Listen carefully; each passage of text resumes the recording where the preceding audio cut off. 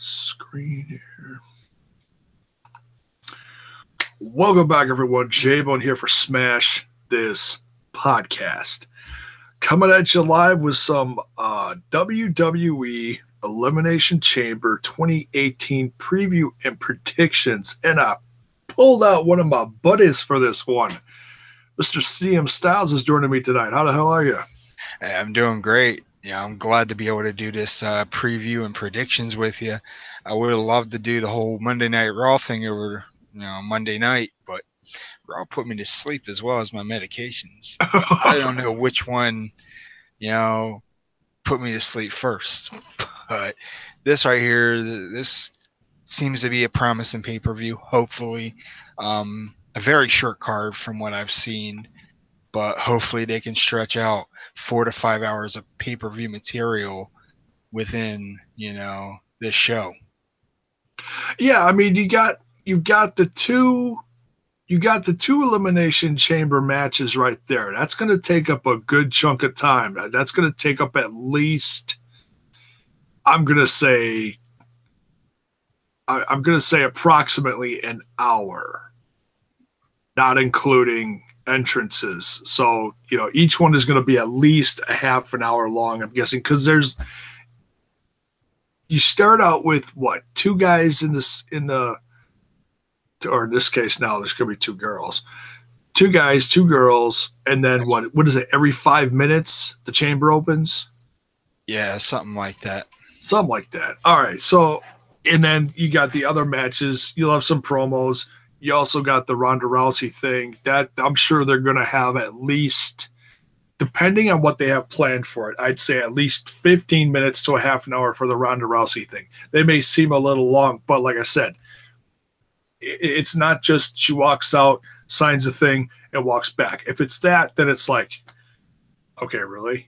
This is the road to WrestleMania. They've got to have something planned. Yeah, I have a feeling they have something planned, but I think, they might not do exactly what you're expecting them to. I have a feeling when it comes to her signing this contract, she's going to sign that contract. They're going to BS first for about at least 2-3 minutes, have her sign the contract, possibly have her cut a promo. I doubt there's going to be any competition out there because you got all the women on the Raw roster doing both the Elimination Chamber, plus you're going to have Asuka versus Nia Jax. So these women are going to be just too damn tired and too damn worn out to go in there and, cut a quick promo, especially, if Alexa Bliss survives the Elimination Chamber. I mean, what can you really do? For now, I'm going to see it as a short promo, her signing. She's the main attraction. She's basically going to have a Brock Lesnar schedule. That's exactly what I'm predicting right now. Arrive, sign contracts, and leave. I don't know. I got a feeling it's going to be more. I mean, she said she's in this. It sounds like she's in this for the long haul, dude. Well, yeah, she's got a full-time contract, but what's full-time anymore? Well, I don't. Yeah, she is a special attraction. Yeah. I'll say that. She is a special attraction. She's got other stuff on her plate, like movies. Yep. Whatever she just shot and finished up wrapping for, what, it was in Colombia or for Columbia Pictures or whatever. It's either in Colombia or Columbia Pictures. I don't know which one it was, but yeah, I remember the movie whole scenario, and I was like, as soon as she's done with that, she should be on the main roster. Boom, boom, boom, kicking ass, taking names, and making money.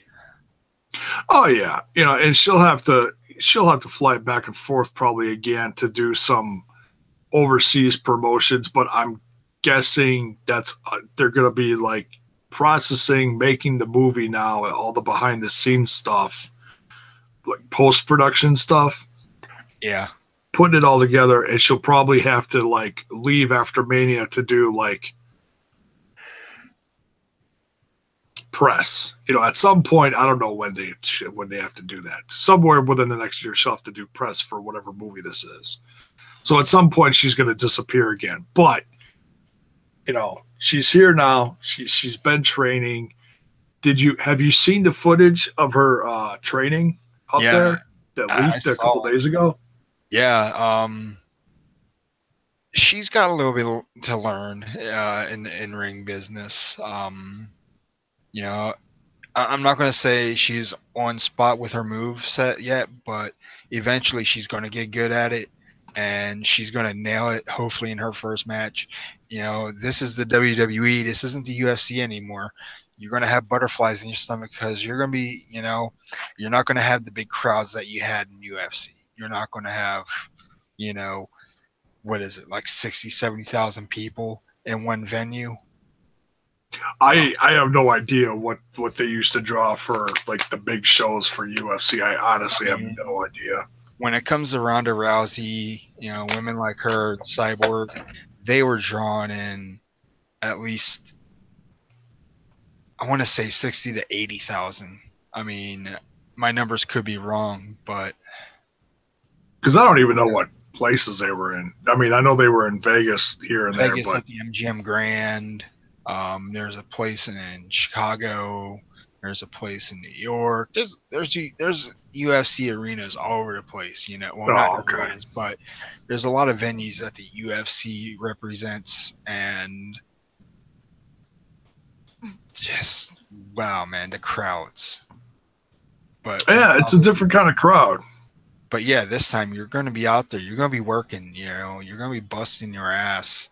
It's not a 3-minute match, and that's what she needs to learn. There's no 3-5 rounds, no 3 minutes.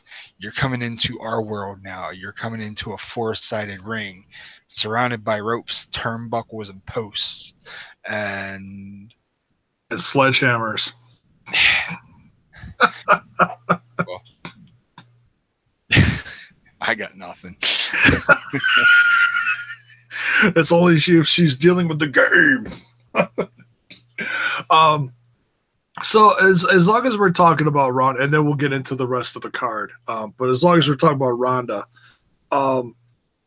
there's been a lot of speculation for what she could possibly be doing.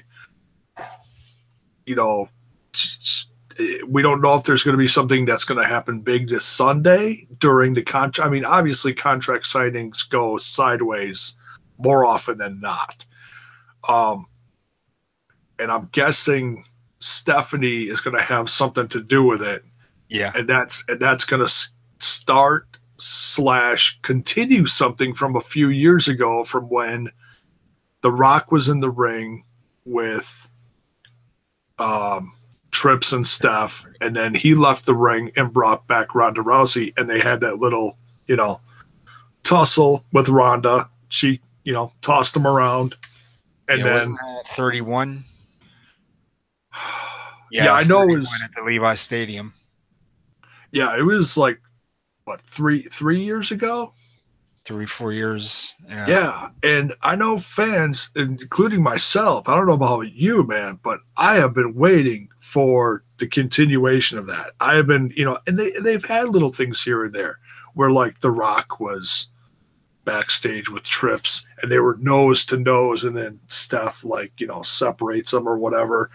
They've teased little things there, and that's the one thing that I know they've faced each other probably hundreds and thousands of times back in the Attitude Era, but that is one, from what I recollect, that never happened at Mania. And I'm a little fuzzy on the stuff dating back before 2000, because that's when I started watching WWE again. It was all WCW up to there. But I want to see them finish this, and there's a couple different guesses out there as far as if they are planning a tag match. We kind of assume, because this is their first gig, they're going to break her in a little slowly. They'll they'll put her in a tag match, her and someone against Steph and Trips. Who would you want to see? Would you want to see The Rock come back, or would you want to see them like pull a wild card and bring in like Bobby Lashley, another MMA type figure, or possibly someone like Seth Rollins or something like that? Who do you want to see fit that other half of the card with Ronda Rousey if it is a tag match at Mania? As much as I like to see a wild card,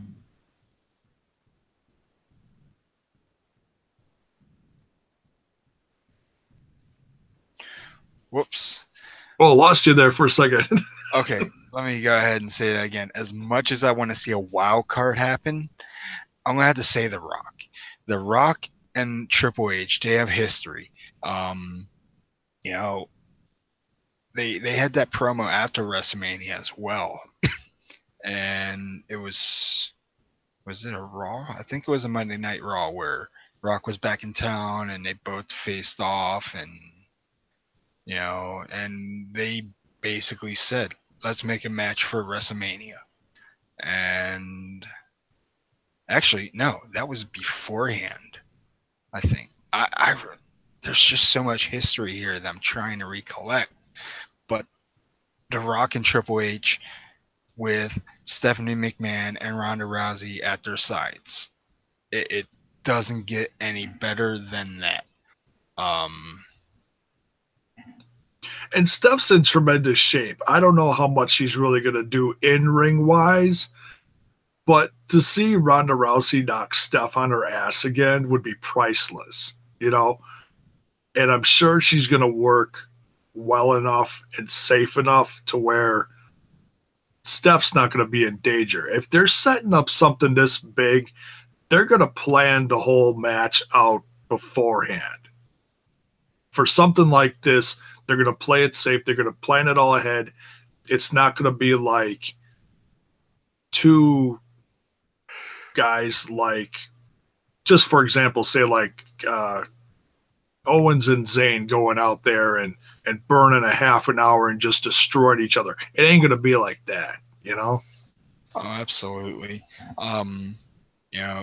We know exactly what she's capable of doing, what she's capable to do, or not capable to do, but we know exactly what she plans on doing. We, like you said, we saw the leak. She's got a killer armbar. Kind of reminded me of Alberto Del Rio when I saw her do that, and I was like, "Oh my god!" Hopefully Hopefully she doesn't have his moveset. It's nonetheless. I mean, everybody copies everyone. I mean, it's like, someone does a DDT, then they'll go, "Oh, what's Jake the Snake gonna do?" I mean, Yeah. It's unless she's doing something rare right off the bat. But I doubt it. It's going to be submission based, is what I'm guessing her finisher is going to be. Probably, I'm guessing an armbar. So, or crossface chicken wing. Oh, that'd be badass. I would love it. But I watched one of her matches the other day, and man, I mean, she is. You forget because you haven't seen her in the ring for a couple of years or whatever it's been. Man, she is just crazy talented. I'm not worried about her in-ring work. I'm sure with her athleticism and her grappling skills, it's just a matter of working safe and learning all that, So you think if they're going to set up something for a tag match, you think The Rock is going to be there? Oh, absolutely. I mean, The Rock can say, "Oh, well, there's conflicts with scheduling," but I don't believe it. I think he's going to be there head on. He's going to want to do this whole thing. He made that promise, at WrestleMania 31 that he's going to get his match with the, Triple H. He cleaned house that night with him, with the, Ronda, and that was a lot of fun. You talking about Mania? Oh God, yeah. And then of course, Ronda Rousey had that, whatever that armbar like move was on Steph, and she was actually locked in. There was no, no faking it. That was a legit lock, and it could easily break an arm. So I have a feeling that's going to be put into play, except it's going to be lighter this time around because it's going to be Stephanie McMahon in the ring, and we haven't seen Stephanie wrestle in how long. I mean, she did have that match against Brie Bella. Yeah, it was Brie or 4 years ago. Brie or Nikki or whatever it was. Yeah. Yeah. As a matter of fact, I think it was Brie because there was a whole Daniel Bryan thing going on, and Nikki screwed Brie over. Oh, at the end of that match, yeah. So yeah, I'd have to watch that back and see exactly how physical Steph got during that. But yeah, that match really didn't have a whole lot to it, but I can remember the slap heard around the world prior to that match. So, and that left Steph pissing her pants. PP Pants City, y'all. Yeah. I was just quick looking at the current roster,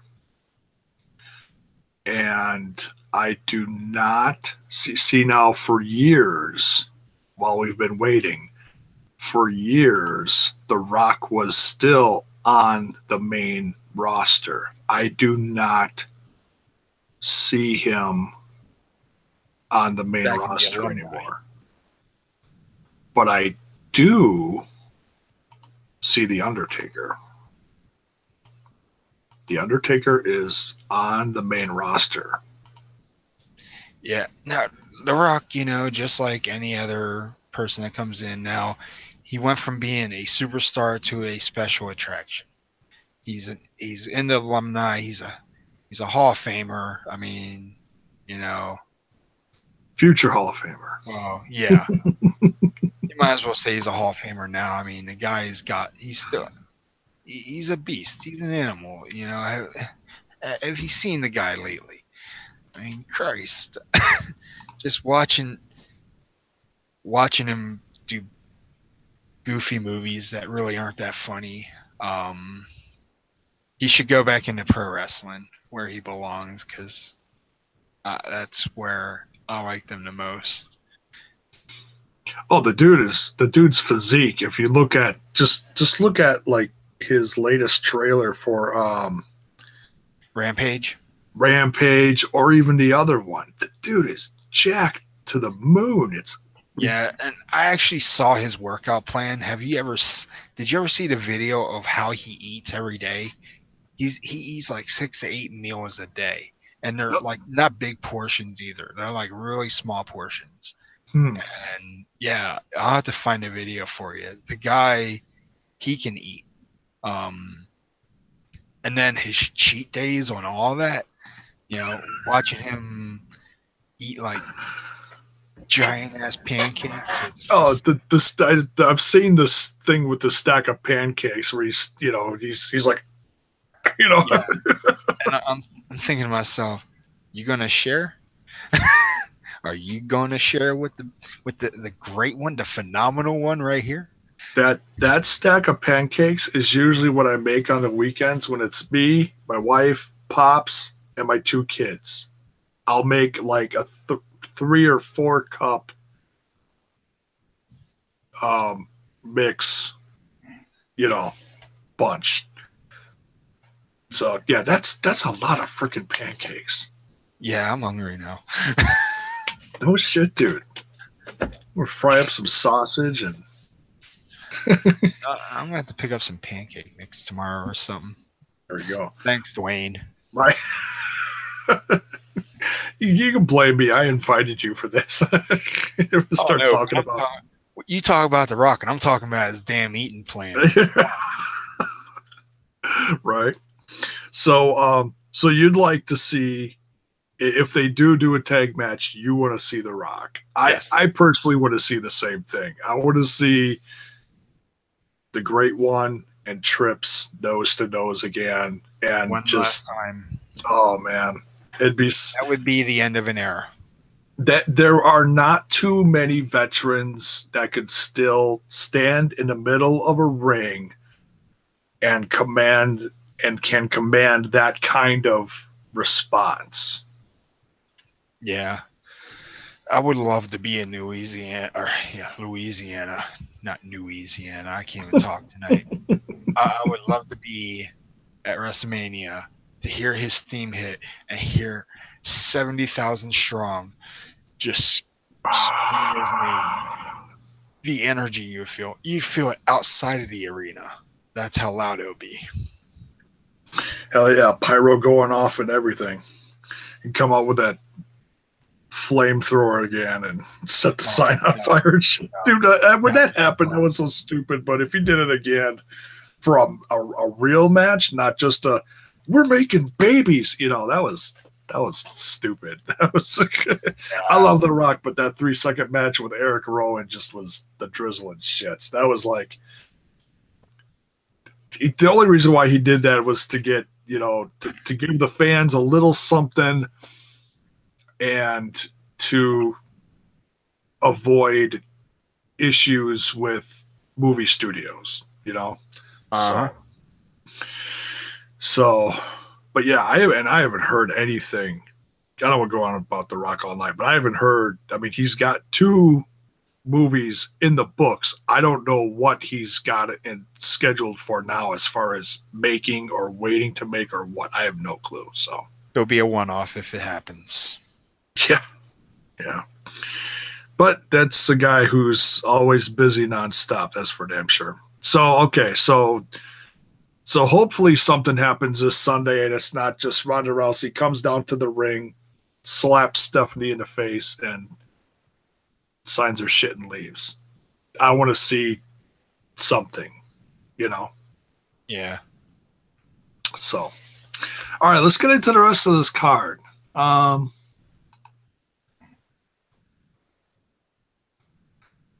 Okay, so we got, and that's in the middle here. Let's start out with, so we got one kickoff show, and they added a few more matches today, it looks like, because before it was just 4 matches. Now they've got 6. 1, 2, 3, 4, 5. Yeah, 6, 7 if you include Ronda's segment, but whatever.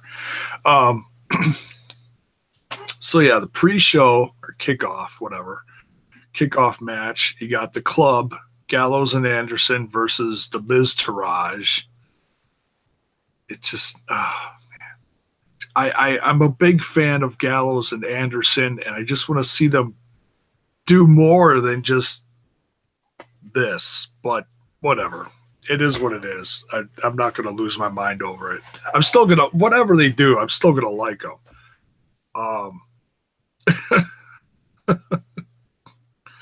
But me personally, I'm gonna go with Gallows and Anderson. Who do you think's gonna happen in this first kickoff match? See, this is tough because I like the Miz Taraj. I'm a big fan of Curtis Axel and Bo Dallas. Believe. Are you a believer, Stylez? I used to be, but my favorite moment with Bo Dallas was running around the ring one day and he knocked out Torito on his ass, bumped right into him purposely. That's what made me like him right there, even more like as a character because he was this cocky heel. But what makes me like Bo Dallas the most is the fact that he destroyed Flo Rida in a battle rap in his own town. So it's like, dude, they are going somewhere with this guy. But he was a social outcast at that time. Now he's a part of Miz Taraj, and I don't think they're going to win this match. I really think the Club is going to take it. The Club needs a victory more than anybody right now. After taking that loss to what's their face, the Revival. They've been taking losses left and right as well, and ever since they became a face tag team, they've been on a kind of a losing streak. So the only time they actually win a match is when Finn Balor is involved. Yeah, and I think people are still kind of on the fence with Gallows and Anderson, I mean, even though they're with Finn now, and they're a thing. I don't know. They don't really talk about it much, but they are together and they travel together. I don't know if the fans take them. I mean, I take them seriously because I know what they're capable of, but Yeah. they're still kind of a comedy act. But whatever, they're having fun. They're together. At least they're with Finn. So it is what it is. No, I we just need AJ to Raw. What's that? We need AJ Styles on Monday Night Raw now. Yeah, I just read something right before we went live that there's a rumor, and I don't usually, give rumors much to think about, but possible switch after Mania or, like draft time or whatever, possible switch of Rollins and Styles. That'd be great. Rollins, there'll be fresh people for him to face that he hasn't, went up against yet. And, even the way they're treating Rollins, we'll get into this later, but I feel, he's talking about being underappreciated. And I think they're finally starting to work towards a heel turn again on him because his face run is run out. Well, and I'm sure they were going to do something with Dean, but the whole Shield thing went to shit with the injuries. Yeah. And once that happened, then it was like, then they're like scrambling. Oh, well, what do we do? Oh, well, we'll keep Rollins and Reigns together, but we're not really gonna keep them together because we're gonna, they were getting close to the road to WrestleMania, so they gotta, start putting those wheels in motion, and and then Angle's like, well, there's my son over here, he's great. Why don't you? Oh shit, Angle, damn it! Hey, dude, if you can give me like 2 minutes, I'll be right back. Okay, that's fine, man. So anyone watching us live right now, by all means, hit us up in the chat. I am checking it once in a while. I got a couple different things going on here. I need like a multiple screen set up here. That'd be perfect. I am not that professional yet, though. But thank you for tuning in. Very excited for this weekend. The Elimination Chamber is one of my favorite as far as like gimmick. As far as gimmick shows, it's like pretty much my favorite gimmick thing out there. I'm waiting for Stylez to come back. When you look at the card, yeah, so from what I can tell, that is the only kickoff match going on. Let's see, and 2 chamber matches. Next, we got the Raw Tag Team Champions, The Bar. Shazamus, Cesaro and Sheamus versus Titus Worldwide. Worldwide? Is that how you do it? You do the whole thing, whatever? Yeah, something like that. So what? Oh, don't mind me. I'm just looking at my figures. Oh no, I'm not laughing at that. I'm switching screens here because I was going back and forth between the live feed and the screen I had the card up on, and I just watched us doing this and I laughed. So I was just getting into talking about the Raw Tag Team Championship match. What do you think about Titus Worldwide getting a tag team championship shot? Titus and Apollo. I think it's a great opportunity. You know, neither Titus. Well, Titus has been World Tag Team Champ before, if I recall. Did he get the championship with Darren Young. I was trying to think of his name. I couldn't think of his name. That When he sounds was horrible, teamed with but Darren Young, he was Tag Team Champ. It was a short run, and you could thank what was his face, Abraham Washington, for the Kobe Bryant joke in the hotel room. That was during the time they were tag team champs, and they lost the titles, and he lost his job.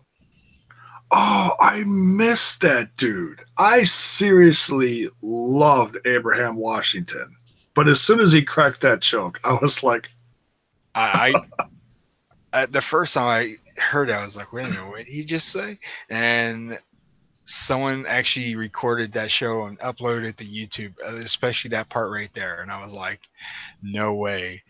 Yeah, yeah, you're fired. I mean, that was funny, but that no, you can't say that. Yeah, he went to a no-fly zone with that one. I was just like, wow.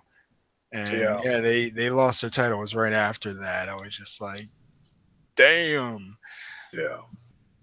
But that's just, it's a great example of something that's been missing sorely in the WWE, and that's managers. You know, I mean, look at what.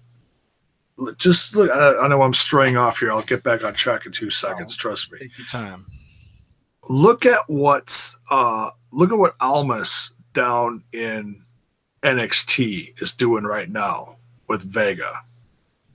He Mm. was a dead fish out of water before his title run right now with Selena Vega. She got him. I'm not saying that whoever had the brains to put those two together and then like refocus him because he was kind of all party party party, and then they put those two together and she's like, no, you're gonna do this, you're gonna follow my lead, you're gonna do this, you're gonna do that, and I'm gonna take you places. And within a couple months, boom, champion. It's like, and that's just a one example, but a great example of what's missing on the main roster, you know? Mm-hmm. So, I mean, well, I mean, Titus Worldwide does have It's Dana. catchy. They do have Dana Brooks, but Yeah. I'd rather see Dana Brooks in the ring. Yeah, and it's sad because me and a couple friends were talking about Dana Brooke. They had nothing for her. She got lost in the shuffle, and out of nowhere, she ends up being put in Titus Worldwide. But at the same time, the right when she joined, I think it was a week or two prior, her boyfriend died from choking on food. And I think putting her in Titus Worldwide was a way to distract her, get her away from everything that was going on in real life. And now look what it's done. It's opened her up to a whole new world of opportunities. Um, but she needs to be an aggressive manager, and that's one thing she is not. Um, she can be aggressive in the ring when she works a match, but when it comes to management, she has to work on that a little bit harder.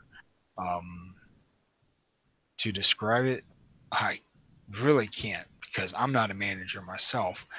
But I know if I was out there, you can stand up on a ring, but when you saw her in the ring, what was it? When it was Apollo versus Bray, and she got up there and all of a sudden Bray looks at her and gives her that stink eye and she freaks out and falls on her ass and Titus. I'm thinking to myself, well, I guess that's something a heel manager does, but when it's someone not other than Bray, you got to get involved more. Cause the distraction to the face that's going up against our heel or whoever the hell they are. Um, yeah, don't give me a management position because I'd probably fail at it and you'd fire me. Hey, as long as you're managing your household, you know. Yeah, exactly. And I do a pretty crappy job at that. But hey, here I am. You're not on the couch yet. Not yet. Someday I will be. Uh, Depends on what you have for dinner, right? No, I'm kidding. So who do you getting off the subject of management and everything? Who do you think is going to win this match between the Bar and Titus Worldwide? I'm broken over this because I want to see Titus Worldwide win this. I think they need to take Sheamus off of the card for a while because we all know that Sheamus is still suffering from a neck injury. That's why he works lighter now. He's taking less bumps, as you can see. And Cesaro, well, he's in full swing. He's still taped up, though. It's like, yeah, he's been taped up forever. It's like it's been like almost 4 or 5 years now. It was since like WrestleMania 25. Cesaro's been taped up. No. Yeah. I'm starting to wonder if being taped up is just part of his gimmick. Just to make the crowd sympathize over an injury that's not real. Well, yeah, because he was one of the first ones that was like, well, he's wearing it. Why is he wearing it? Well, he's injured. Oh, okay. Well, when's he not going to be injured? We don't know. And he's had it on for like 3 years now. Yeah, I'm half tempted to go out and buy that tape and strap it over my body and walk into like a VA hospital and everyone be like, "What's wrong with you?" Oh, I don't know. I just feel like Cesaro today. No one would understand unless you're a wrestling fan. You got to do it for Halloween, though. You gonna shave? You gonna shave your head? My wife keeps telling me I need to. I think sooner or later I'm going to have to because the top is really getting bad. Maybe wait till it gets a little warmer out. Make it a summertime thing. Yeah, but I look nothing like Cesaro, and my front teeth, well, they haven't been jammed up into my gums, so. But I can wear a mouthpiece and sound like Cesaro. Sorry. With Superman. I'm sorry. Fluffer and Fuckatash style. I'm going to hell. Yeah. All right. So you think the Bar's going to win this? I think so. Okay. I'm actually going to go with Titus Worldwide. I'm hoping you're right, man, because they need. It's a bit of a shake-up. It's not a big shake because I always go for the shake-up. It's like, all right, let's just throw something crazy out there. It's why not something different, something fresh? Because we had the Shield versus the Bar, and horrible versions of the Shield versus the Bar for how many weeks, months? Let's switch it up. If Sheamus is that banged up. And I love Sheamus. He's a badass. And I respect the Hawk. Okay. I completely respect the Hawk. But if he's banged up, God, just take him off the road. And you don't want to see him miss Mania, but maybe take the belts off of him, lighten him up on the road to Mania, do something, put him in the 30-man. Andre the Giant Battle Royal. Yeah. Something where he can be out there for a couple minutes. Boom, get eliminated, get his WrestleMania paycheck, make his appearance. He was there, yay. And then go send him off to get rest, rehab, whatever. So same with Cesaro, yes. Yes. So, and this is going to sound, this is probably going to sound harsh, and what was that? Oh, what was that in my hands? Yes. That is Andre the Giant, my friend. Still in a box. Oh, that's badass, dude. So when you said Andre the Giant Battle Memorial, there you go. I hold the trophy this year. Because guess what? I am going to enter in that 30-man. Well, you just better look out for Rob Gronkowski. Or more like in Jinder Mahal. Yeah, well, he'll be tied up with Jinder Mahal, and then you could, clothesline of both of them. Please let me. They've been really big on this. This is going to sound horribly racist on my part, and it's not meant to. Okay, they've been like really big on this Black History Month. Yeah, and I know that Titus O'Neil. I don't know if Apollo is, but I know Titus O'Neil has been a big advocate lately on social media and behind the scenes and everything with Black History Month. Oh, so, yeah, I'm seeing it. And I have a feeling to just kind of bring it up a notch for Titus and his team, even though Dana Brooke is their manager. Poor Dana. I think they're gonna make Titus Worldwide tag champs, and I shouldn't say that's the only reason, but I don't know. I just got this feeling like that's part of it, because you know what I mean. I mean, am I off, or do you see what I'm saying? Oh, I get what you're saying. I know exactly what you're saying, and if they go that route, that'd be great. I mean, for the heritage. But if they don't, they're racist. Well, because now they have to, right? Dude, I mean, what a okay. I'm the guy that had to say it because call out to WWE on social media if you don't make Titus Worldwide Tag Team Champions during Black History Month. You're a racist. Oh, jeez, Louise. That'd be some shit. Oh my god. So okay, so I want Titus Worldwide to get it, and honestly, we just haven't seen the more entertaining side of Titus in a long time because he's been stuck in his stupid suit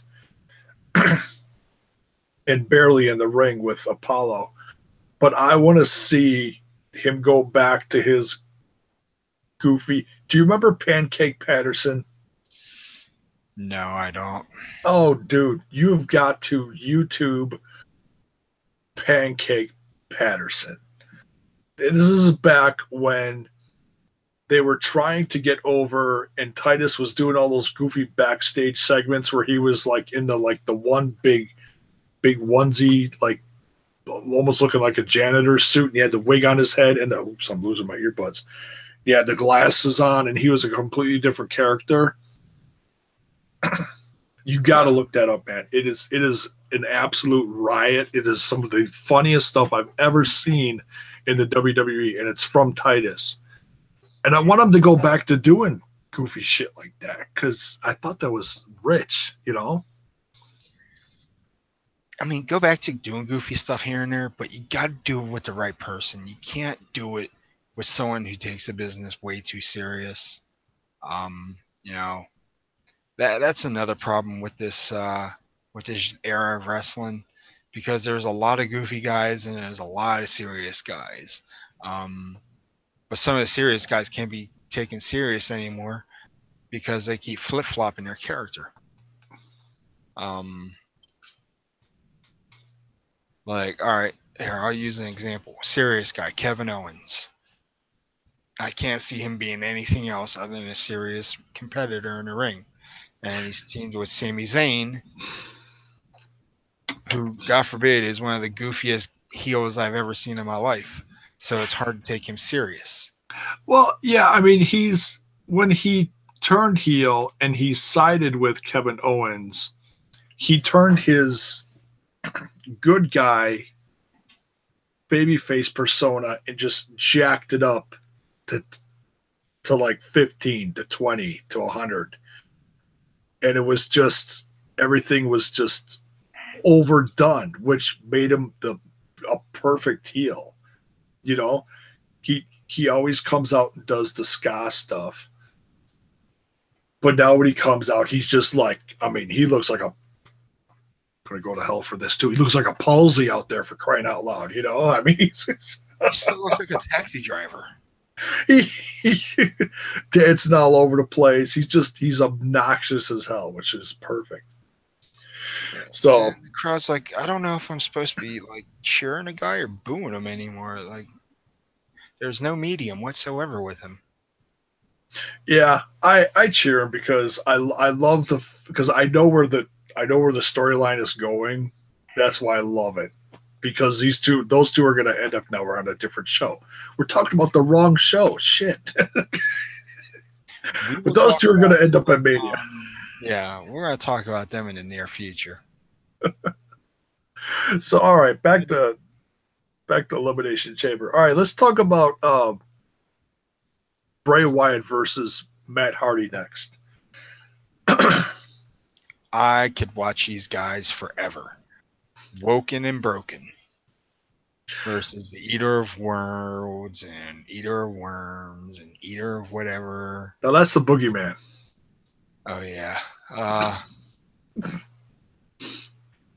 There's another Eater of something, but I'm not going to say it on live TV. So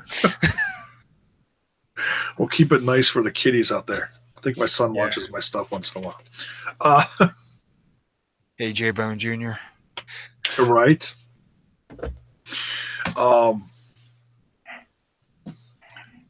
Yeah, and these two it's been building, and they already faced off, unfortunately, at the 25th anniversary was that the Manhattan Center? Or the Manhattan Center, yeah.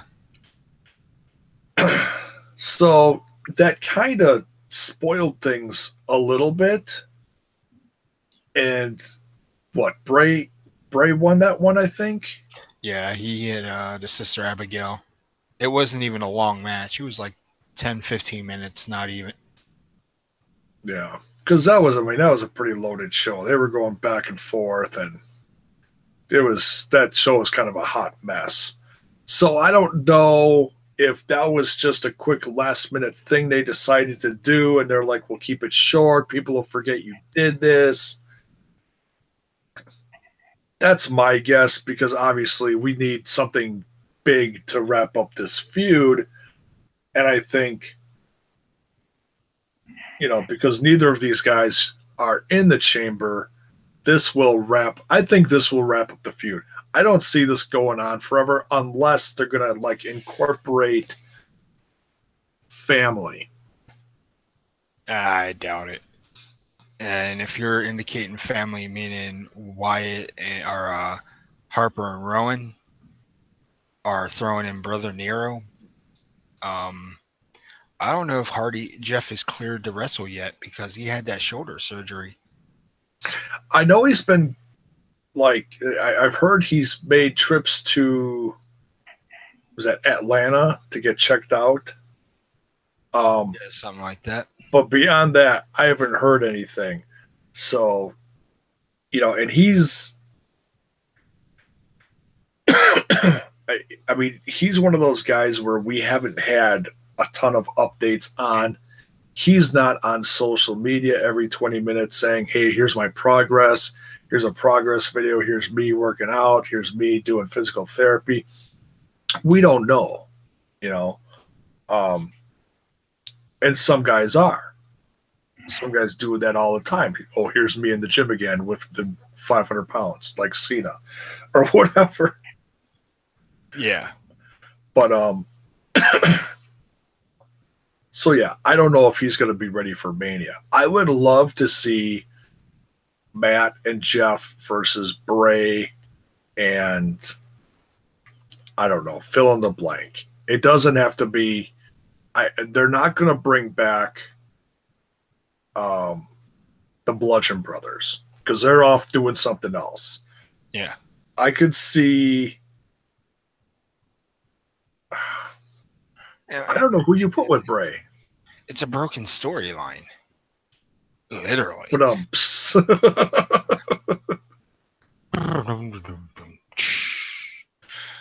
yeah. If Wyatt had a crew, you could bring back Jeff and then build towards Mania with a bigger tag match or something. But we don't know the status of Jeff. they probably don't want to rush him. Jeff probably doesn't want to rush coming back because he is older and has been more banged up over the years. Yeah, you just can't recover like you did back in your early 20s and, early 30s. You're not that guy anymore, and you got to nurse your wounds when you get older. The recovery time sucks because it's even longer than it used to be, but yeah, and you got to be smart. You can't just pop a bunch of pills like they did back in the day and, okay, shoot up my knee and boom, we're good.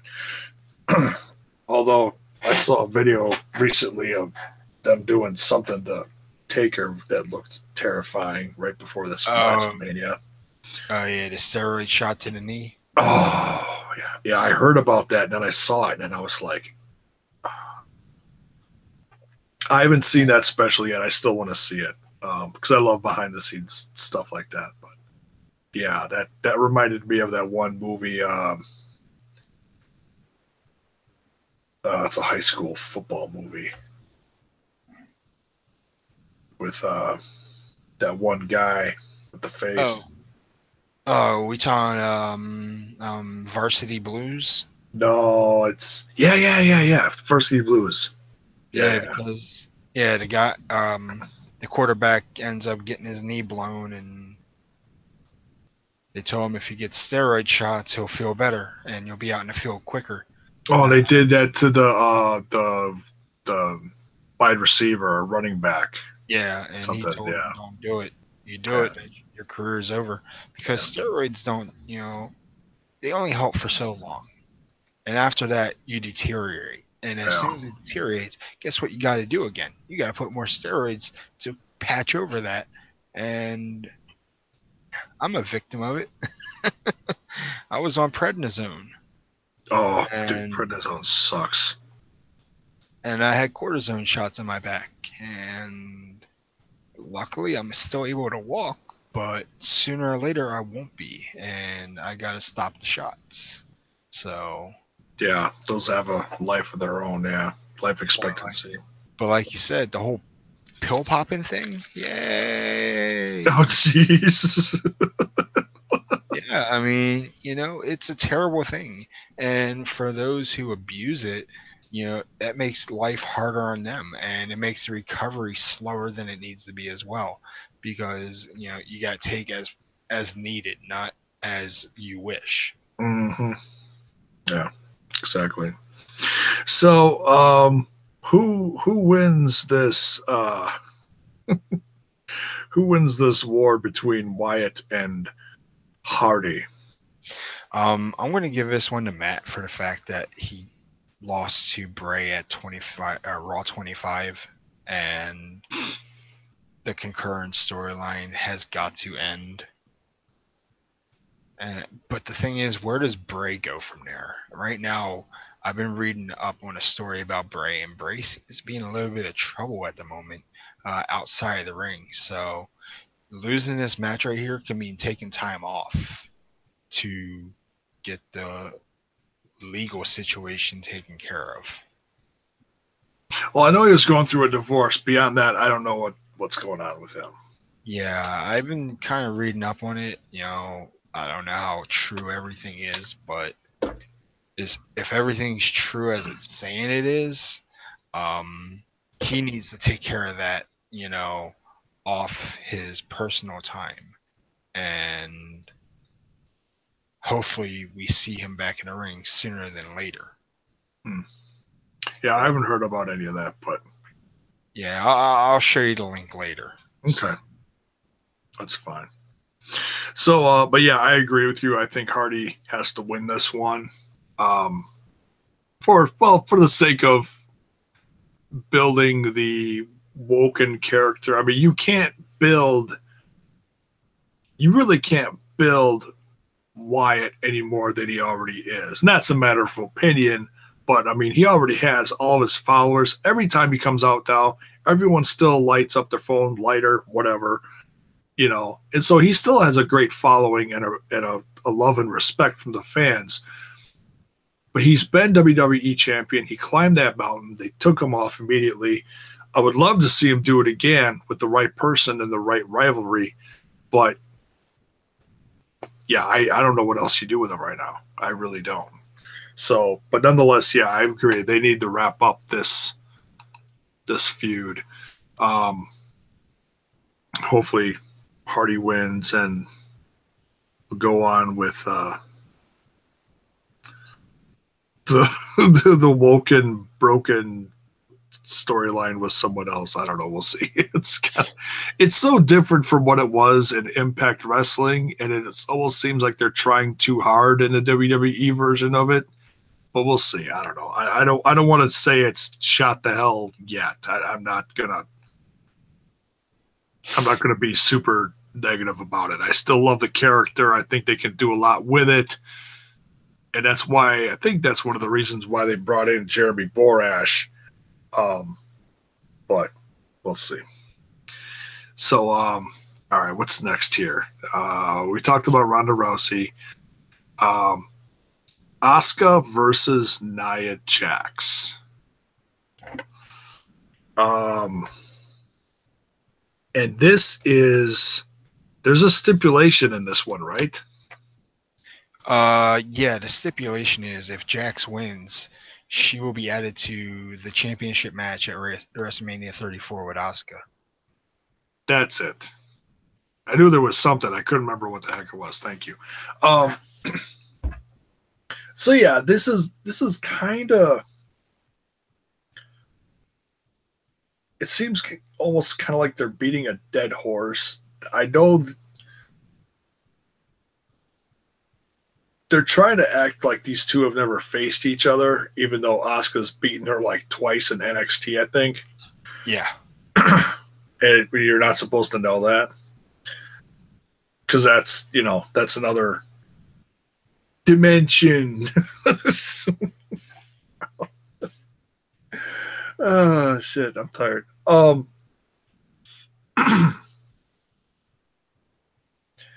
But yeah, excuse me. I think these two are capable of putting on a tremendous match. There is still a huge question about who's going to face who at Mania. I don't think that really hasn't been revealed yet. They asked her at the Rumble when she joined. Dear God, when she won the Rumble, and then Ronda came out right as she was about to answer, and she still hasn't said, has she? No, she has not. Which just throws this whole thing off. I mean, it was great that Ronda Rousey came out, but then she pointed at WrestleMania at the sign, and I was like, well, forget about Asuka's opportunity. But yeah, I mean, some people were upset about that happened. I wasn't upset. I was quite shocked. I was just like, holy hell, man. Like we just had a Rumble moment. First ever female Royal Rumble, and Asuka wins it. No shocker right there. But the shocker was, let's go ahead and take a dump over Asuka by pointing at the WrestleMania sign and then try shaking her hand. That was a big slap in the face of Asuka. So I would like to see Ronda Rousey versus Asuka in the future, just because of that. That could be like maybe SummerSlam, or maybe they'll keep them apart till Mania. Till like the following Mania. I mean, like 35. Mm-hmm. You know, I could see this going two ways. I could see Jax. I mean, because part of me really wants. I want to see Jax headline as part of this. I'd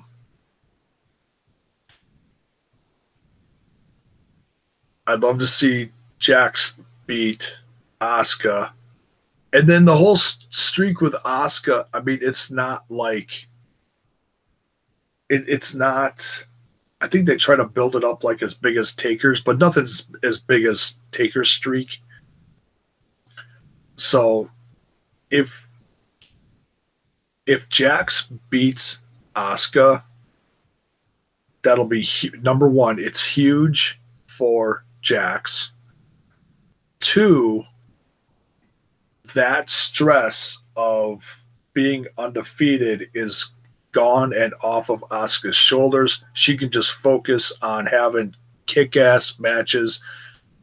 Then you don't know. I mean, it's not like, oh, she's facing so and so. Oh, she has to win. Of course, she's going to win again. That's gone. That's off the table. It'll be a mystery again, just like with anyone. And I think that's what they need to do. So if Jax wins, then Jax is in the WrestleMania match with Asuka. Then we just got to figure out who they're facing. I don't know. What do you think, dude? It's a whole line of confusion because I want to see Asuka versus Charlotte. As much as I want to see her go up against Bliss, she could easily just snatch that title right off of her. But I want to see her work a match and, you know, get put over in some way. And that right there would be the perfect opportunity for Charlotte to start working towards her heel turn because everyone's saying she's born as a face. That's quite all right. They're speaking their mind. That's their opinion. The crowd can get behind Asuka and see her become the SmackDown Live Women's Champion.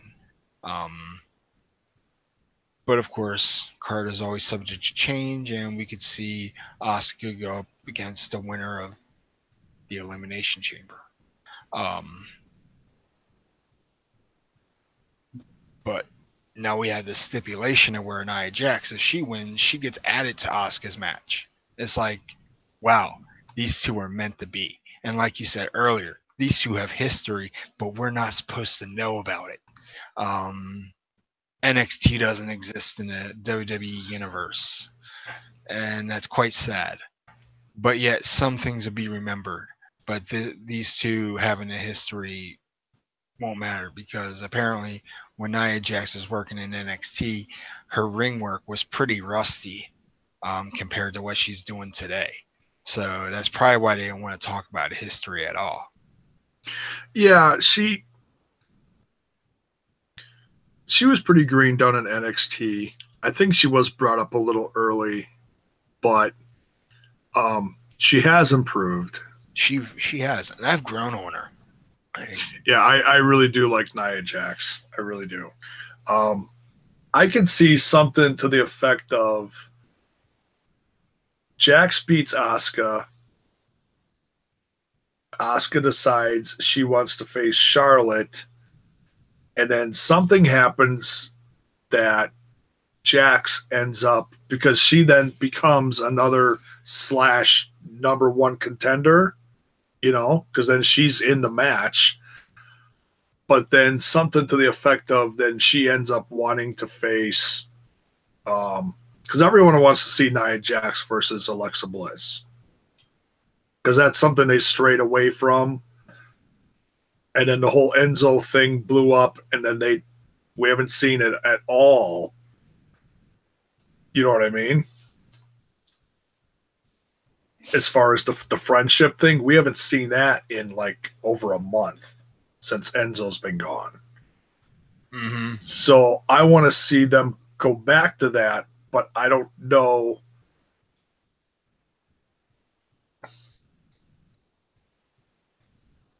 Because Asuka would have to pick Alexa Bliss then, but then who does Charlotte face? That's the question. We're gonna see. They're gonna have to make the decision here soon because after Elimination Chamber, it's WrestleMania for the Raw roster. There's no pay-per-view for them. You got SmackDown with Fastlane, and in what, 2 weeks? Yeah. And after that, there's no pay-per-views until Mania. Yeah, it's a month between Fastlane and. Yeah, they usually do 42 days until the Mania kicks in. So 42 days is like 5 weeks. Something like that. 5-6 weeks. So all I know is that I'm gonna go see Raw in 2 weeks. I'm ecstatic. Don't fall asleep through it like I did. Oh no, dude. Hell no. I'll be way too excited. I haven't seen a Raw show in years. Here, That was here, actually one of the first dates I went on with my wife, so it was actually really cool. you can have these, and they'll calm you down, and it'll make Raw more boring than it already is. Oh, trust me, dude. I've got stuff here that'll no, no. I want to be like I don't I want to know be tired. YouTube. I don't promote drug use. I, You don't have to worry about it. like my Royal Rumble prediction show that I did. Um, was it last year? I think it was last year. Yeah, it was right after I had my back fusion, almost exactly a year ago. And I came on here and I had, yeah, that was not smart. Had a couple beers and a couple other things, and kids don't try this at home. Yes. That was one of my best shows I ever had. Well, that's all I gotta say about that. Oh shit! All right, so who do you think is gonna win? Oscar. You think Asuka's gonna win? There's no chance in hell that Nia Jax is going to get thrown into any three-way match. Although I'd like to see it, it's just not going to happen. Okay. I always like to go for the shake up, so I'm gonna go for Jax on this one. Because I want to see I want to see everybody like lose their shit and be like, oh my god, I want to see Michael lose his mind. Michael Cole, oh my god, Oscar got pit. I want to see him like piss his pants. That's what I want to see. So, oh well, who knows? Uh, but anyways, all right. Then we got the last two chamber matches.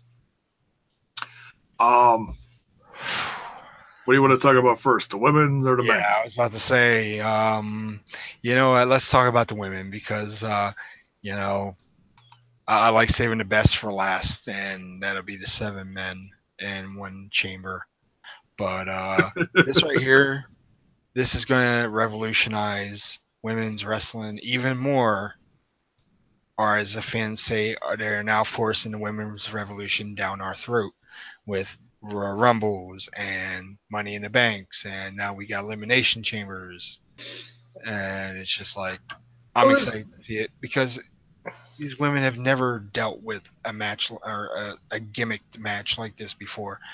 I wish the original Elimination Chamber was there because there's no forgiveness compared to what this ring is going to have now. There's not a full steel structure, so they're not going to get to experience the pain and the agony that Chamber 1 actually gave. So, yeah, I know what you're saying because they rebuilt it last year and they added some padding, whereas before it was all steel grating around the ring, and now it's not. Yeah, I was kind of upset at that last year. I mean, so and maybe there was a plan in place back then to eventually include the women. I don't know. I really don't know. But and I'm not saying you got to pat it for the women. That sounds like incredibly male chauvinistic of me, but you know, see if you're gonna have, I'll just say this: if you're gonna have blood anytime between now and Mania, it's got to be Sunday night. Yeah, because they cannot have any blood at Mania by law. The article came out and it's getting spread around like viral. According to the wrestling, this isn't some fake like House of Hardcore shit where the federal commission. No, this is real. The wrestling sports, whatever you call it, commission down in Louisiana for New Orleans, where WrestleMania is taking place, no blood. yeah, that's kind of a Debbie Downer.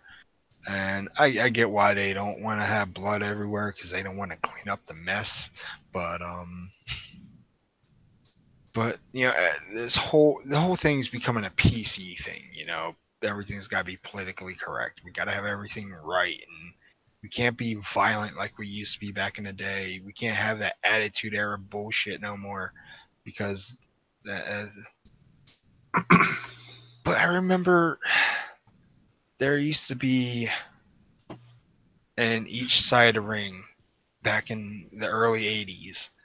There used to be like fake blood on both sides of the ring, and I don't know how I remember this, but it was pretty entertaining. Like, you get your ass kicked and then you get your face shoved into a little puddle of blood, and that's what they called selling back in the day. I'd have to look up. Yeah, I don't know if you remember, but I sure as hell do. It was classic WWF stuff. Man, now I want to go look for it, but I'm not going to. You can't after this.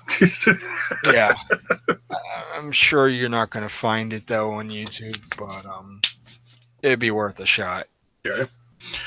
So, for the women's chamber, we've got Mickie James versus Mandy Rose versus Sasha Banks. Sasha Banks. So I was trying to think of Sonya Deville. Yeah, Sonya Deville.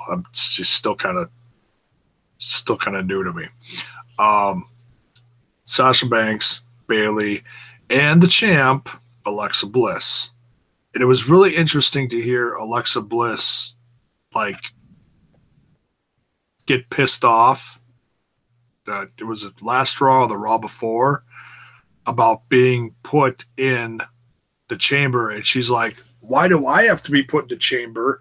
Brock's not in the chamber." And it's like, that was a straight shoot right there. Yeah, I mean that was really interesting to hear her say that. It was like, well, shit, she's right. I want to know who told her to say that, because someone backstage is a genius. It is. I mean, it's great. Number one, it's great heel work, and two, it sounds like a legit shoot. Like, I mean, all these girls do work their asses off. They really do. And I can't wait to see the chamber, because it is one of my favorite things during the year to see. It's something you don't see every day. Just the structure is a character in itself. And the look on everyone's face, that's one of the best things of the whole night, is everyone's face as they're walking in the chamber, because they look like they're all shitting their pants. And if they're selling it walking in, you know, then they deserve an Emmy, because if me just walking up to the structure knowing that I'm not a professional wrestler, I'm just going in as a spectator and just kind of checking it out, just walking in for the hell of it, I would still be terrified just walking in as a fan, because that thing holds so much history, even though it's a different chamber now, but still it is what it is, you know. Mm-hmm. I love that thing. It's it's one of the scariest things in professional wrestling to me. So I'm looking at this lineup of girls, and you can't say anything like, well, so-and-so's been in the chamber before, or so-and-so's been in the chamber X amount of times. This is brand freaking new for all the women. So yeah, this is going to be pretty cool. It's going to be really interesting to see how much they use I mean, I want to see all these girls just ripped up. You know, I want to see just, not that I have to see them all have a bloodbath in paradise, quoting the Ozzy song, but but I want to see something, you know, even though we're not supposed to have blood. These girls are going to get banged up, and I hope they really don't hold back, and I just hope we see something special with the women, and it's not, oh, it's metal. You might see that a little from Alexa Bliss because that's her character. Like, I don't want to be here. Yeah. But the rest of them, I have absolutely no doubt. I mean, we saw Sasha Banks and Charlotte in Hell in a Cell, and that was awesome. Well, had a couple flubs during the match, but overall it was awesome in my opinion. So, she can give the rest of the girls a pep talk. Do you think Alexa Bliss retains this in here? Oh, absolutely. She's going to find a way to retain it by all means, and more than likely, is she going to be first to? I think she's going to be the first to compete in that ring, or be number 1 or 2, and more than likely, she's just going to snivel her way, and just like we said, find a way to retain that title. I mean, Bailey and Sasha Banks, I see them turning on each other, starting a small feud with them going into Mania. As for Sonya and Mandy Rose, they're going to work together, but they're going to be eliminated at separate times. Probably, yeah. Mickie James, as much as I want to see her champ, she's been women's champ before. And she's one of the older she's the veteran of the ring, so her job is to put as many people over as possible. So more than likely, I think it's going to be Mickie James and Alexa Bliss last, and Mickie James gets pinned by Alexa Bliss. Yeah, because I'd be shocked if they took the championship away from Bliss right now, right before Mania. No, we've seen stranger things, but yeah, it's a good show. No. But yeah, now's not the time to take the title off of her. Ride it into Mania, like you said, and more than likely have it be Asuka versus Bliss. Although I want to see Asuka versus Charlotte, it's going to be Asuka versus Bliss because they're both Raw's talent. So maybe it will end up being Asuka versus Bliss at Mania. Yeah. And we'll see the friendship between Bliss and Jax reform after all this Sunday. And we're going to see. Have you seen any of the house show videos that happened? Like when those two were like tagging at house shows together, Jax and Bliss? Oh, yeah. I kind of seen a few things like how they work together.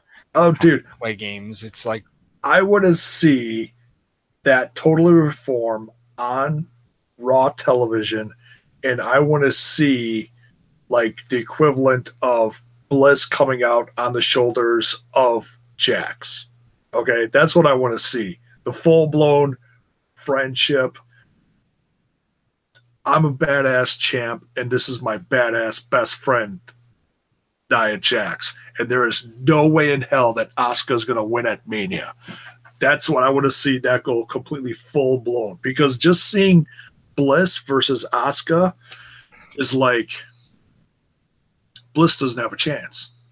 Yeah. But if you put the friendship of the two up against Asuka, then things get interesting. You know what I'm saying? Mm-hmm. That's what I'd want to see. But they could still go a bunch of different ways because, like I said, Asuka won the Rumble. She hasn't picked anyone yet. So, but this will all unfold within the next week. We're gonna find out. So yeah, I'm stoked about the. I just hope. I mean, you don't want to see anyone get hurt, but man, I want to see these women just destroy each other in there. I think they're capable of it because we've seen what like Bailey and Banks can do headlining an NXT show where they absolutely tear the shit out of each other. You know what I'm, you know? So yeah. So you think Bliss is going to retain? Absolutely. I mean, there's no better time to retain that title than at the Elimination Chamber. Yeah, I agree with you 100% there. I think I want to see that too. Bliss retain, and it'll make her even more. I'm not saying she's not badass now. She's a great champ. I love Alexa Bliss. But I think we're also going to see what. I mean, we know what Bailey and Banks are capable of, but I want to see DeVille and Rose out there and really see what they can do. I mean, I was really shocked. Were you shocked when they got put in this? Kind of, sort of, yeah. You know, fresh out of NXT, coming in, being paired up with Paige and Absolution. You know, they still have some work to do, but they're getting better. Yeah. You know, that goes back to the whole Ronda Rousey thing, you know, and Sonya Deville has an MMA background just like Ronda. I would put Ronda in Absolution, have her the leader, and put Paige on the side. Oh, that's not a horrible idea. I tell you what, though, man, I love me some Mandy Rose, and seeing her with Goldust. Oh man, mixed match challenge like that. And I'm not a big fan of this whole mixed match challenge, but seeing those two together, that was priceless. That brought out an old school something in Goldust that I hadn't seen in a long time. I mean, it was still kind of goofy, but there was just something there. It was like, oh man, yeah, good pairing. I want to see that again. Like if they do bring up Absolution after this or soon, because well, Paige can't do nothing with Paige. So honestly, Sonya Deville button heads with Rose inside the Elimination Chamber would be the perfect time to do it, in my opinion. Drive Absolution apart. Yeah. I mean, you really can't do anything else with Paige other than be a cheerleader at ringside for tag matches. And how many more times are you going to do that? Yeah, exactly. And it breaks my heart, though, because it's like every time Paige comes out, she skips down to the ring. It's like, damn, you know, it really is sad, you know, because she's supposed to be in that chamber, you know. She was probably going to win the Rumble, you know? So, but, all right. Now, on to the 7-man Elimination Chamber. We got The Miz. We got Finn. We got Seth Rollins. We got Elias. I laugh because I just think of the WWE Walk with Elias. We got Reigns. We got Strowman. We got Cena. Oh my God. And The Miz. I said The Miz. Did I say The Miz? I thought I said The Miz. Maybe you did. Well, The Miz is so awesome. We'll say him twice. Because he's awesome. Actually, he is. I put him over on last week's podcast. Yeah, he's a top guy and deserves to be a top guy. Hell, he's getting his own show, for crying out loud. That right there makes him a top guy.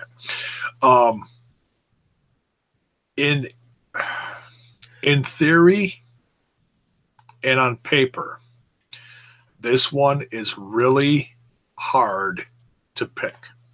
Okay? But there honestly, in my opinion, is only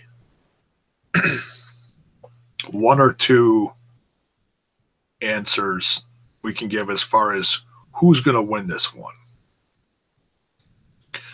But I want to talk a little bit about everyone. You know, I just don't want to be like, oh, Roman Reigns is winning. Thank you for watching. Good night. I could do that. I don't want to do that. All right, let's do that. Let's do this then. So, the only one, in my opinion, that's kind of hard to feasibly think as believable, not saying he couldn't have a good match against Lesnar, is Elias. And I love Elias. I love the character.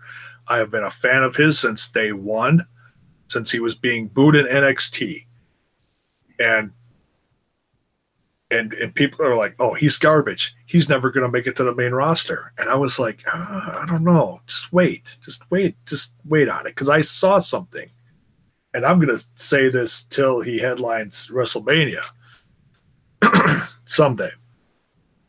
Maybe not this year, but someday. Someday.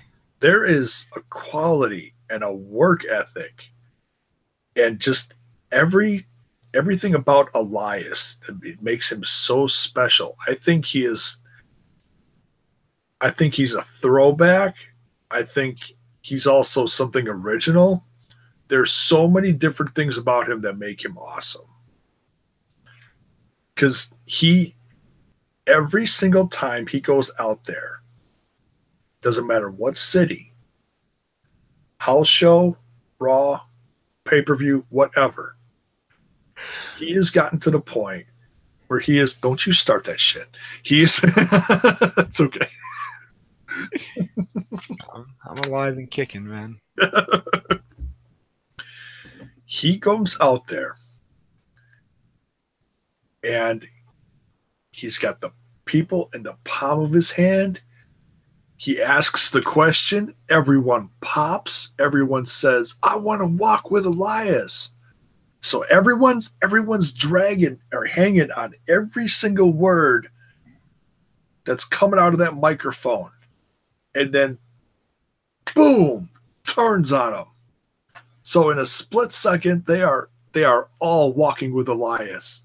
And a split second later, oh, you suck. You booed my town and my town's team. I hate you. And I absolutely love that. It's so simple and it's so beautiful. And not everybody gets it yet, but it's growing quickly.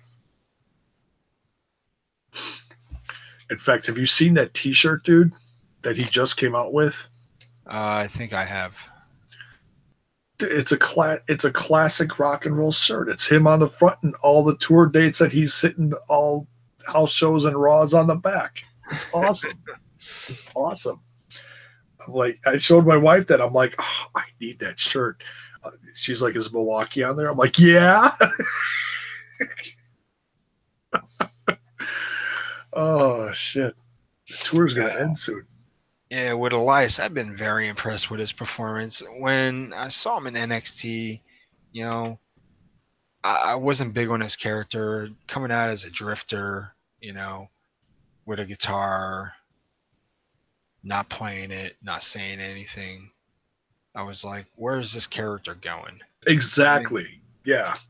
And then they brought him to Raw, and then he started hitting the strum. You know, he was fretting, but he wasn't singing yet. I'm like, what is going on? You know, the first time we saw him was when, what was it? Kurt Angle became GM. Yeah, Angle became GM, and then he did a walkthrough.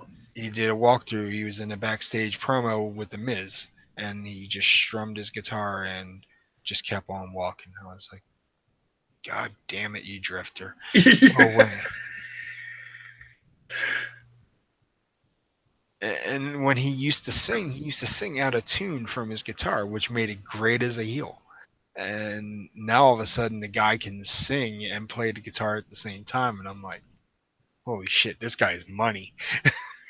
Oh yeah. Yeah. And like I said, I know not everybody can see it, but it's gonna take it, but it's gonna be one fan at a time. It's just like a band, one fan at a time, you know?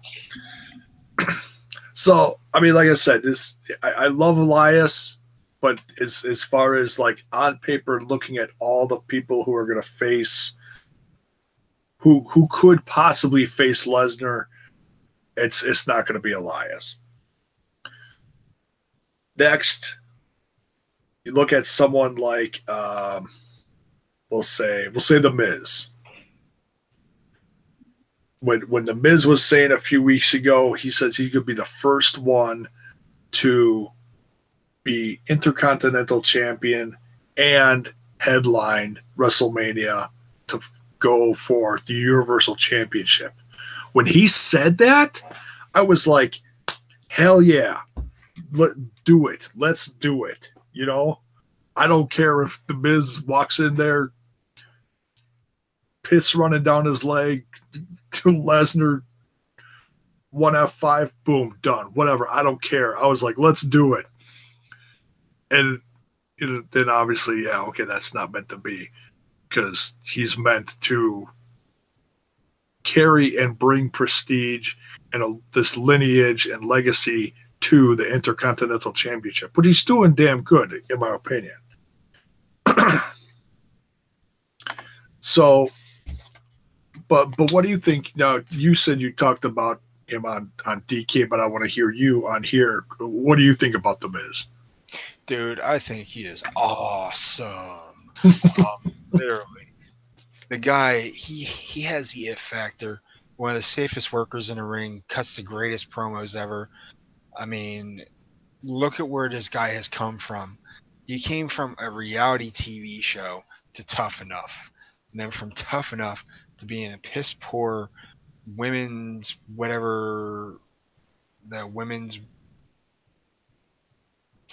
what was that? There was the Divas contest, wasn't it? Yeah, the women's Divas contest and Divas Search. That's it. Like, he was so nervous on the mic. He didn't know what to say, what to do. And all of a sudden, they're like, let's put him in the ring. We're tired of hearing him talk. And I'll look at him. He doesn't know when to shut up because he's just so goddamn good at it. I would love to meet The Miz and shake his hand and be like, you know what, dude? I used to dog on you because of how you looked, how you dressed, how you presented yourself. You went from being this punk rock kid, headbanging your way to the ring, to being one of the toppest A-listers on the main roster. And it'd be like, it'd be the coolest thing ever. So, Mike, The Miz, you are the man. You have the it factor, but you can't beat Brock Lesnar. I'm going to tell him you said that because he's going to be in town here Monday morning, the Monday of Raw. He's going to be at some cricket location, Cricket Wireless, signing autographs from like 10 in the morning till noon. So that guy's getting up early. You tell him that, and then I'll got a promo on me. I'm gonna tell him. I'll be like, I think you should be WWE champion, but my buddy Styles, and he's gonna be like, AJ Styles? No, my buddy CM Styles. And then he's gonna be like, oh, so we got a cross conversion of CM Punk and AJ Styles. And I'll have my wife record the whole thing. That'd be great. That would be awesome, dude. I'm hoping I can. Awesome. I'm hoping I can pull this off. If I can pull this off, it's gonna be the greatest thing ever. But yeah, so I'm hoping I can meet him in a couple of weeks. That'd be great. Because I mean, when he headlined WrestleMania before with Cena, and I'm sure I was wasn't the only one feeling the same way, that he didn't deserve it. Was he great in that match? Yeah, but at the time, I didn't think he was. I was like, why the hell is he headlining? They went with him, and I didn't like it, and he ended up winning, which was even worse. But all in all, after the fact, years later, I respect the hell out of him. I look back at that now, and I'm like, that actually was pretty freaking cool. And I want to see him do it again because he is that good. So I feel like The Miz versus Lesnar is more believable than Elias versus Lesnar. I'll say that. Okay.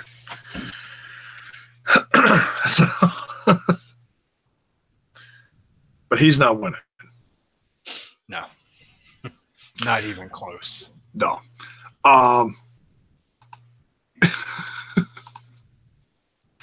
Let's see here.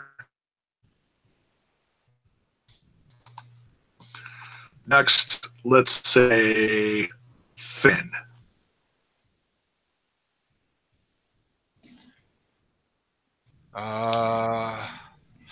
What can we say about Finn? He's fast. He's quick. He's agile. He's but also he doesn't have a power moveset. No, he's completely different. He's not a heavyweight, but he's in that. But he's not a heavyweight, but he's not with the cruiserweights. I mean, let's look at guys that beat Brock Lesnar at Finn Balor's size. RVD.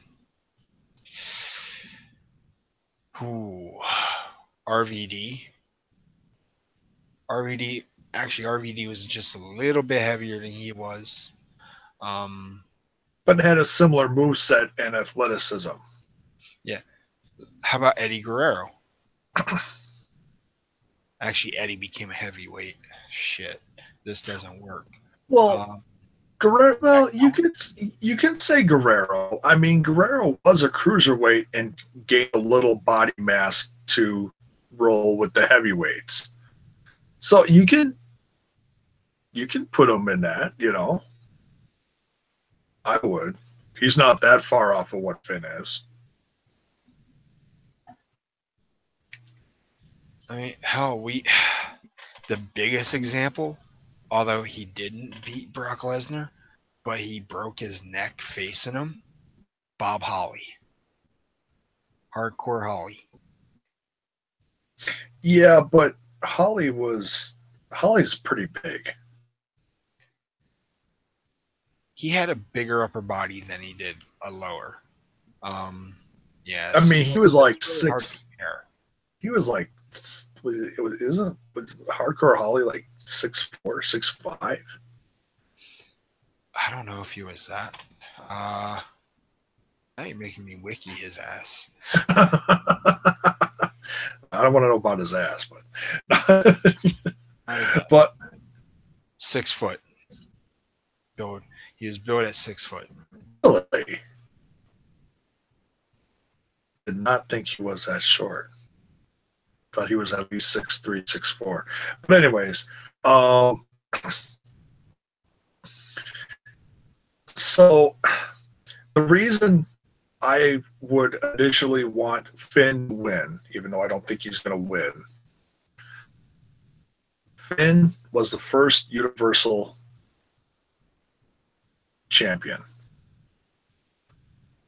Had to give it up the next night because he was injured. So he didn't have a chance to lose it. He also never had a chance to get it back. This is his actual first opportunity, isn't it? From what I can tell.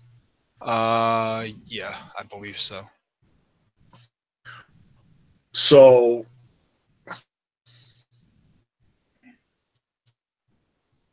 to see Finn win the Chamber and beat 6 other guys and go on to face Lesnar and have the Good Brothers in his corner, I think would be priceless. That would be too sweet. That'd be way too sweet. Seriously. But I've got a feeling that's not where they're going to go with this. That's a great story, though. How much could they could really beef up? He was the first champion. He's been the Demon. He's done all this, but he never got a chance to get his championship back. Now he won the Chamber, and he can go on to Mania and get that championship back. That'd be almost as good as Daniel Bryan winning. And they could build it up like that, too, if they wanted to. Oh, sure. Um, would you think the same thing for him, or what do you think about Finn? He's believable, but I know I saw a thing where Vince was kind of giving up on his character, and I'm not sure how true that is, but I would like to see him win the chamber. I would like to see him move on and, you know, place his name under the WrestleMania banner for the main event. Um, because he had to relinquish that title because of an injury, and to regain it at the grandest stage of them all, that would just make things a whole lot sweeter for him. Yeah. But I don't think he's winning. Not a chance. Let's see. Next, we'll say Strowman. I'll let you take this one. I would love to see. I mean, we've already seen a lot of Strowman versus Lesnar, but how they've been building up Strowman, I would absolutely not be shocked if he won the chamber, because how good Strowman is becoming and how over he is. Yeah. Even though we've seen him duke it out with Lesnar, and I'm trying to think who else was in that match. Was that a 3-way or a 4-way? Was that Joe and Reigns? I can't remember. There was a couple different. Oh wait, like Kane was in there. There was a few different people surrounding the thing between Strowman and Lesnar. I can't remember. There's been a lot of people after Lesnar. Yeah, I remember Kane, Strowman, and Lesnar, where Lesnar ended up stiffing Strowman. He gave Oh yeah, his head. I was like, was he allowed to do that? But the only reason he did that was because Strowman took that fast knee strike straight to his head, and he was like, you know, punched him back and said, "Chalk it up a little bit." yeah. That's just a little friendly stiffness in the ring. You know, guys do that. That's, you know, everyone still walked out fine.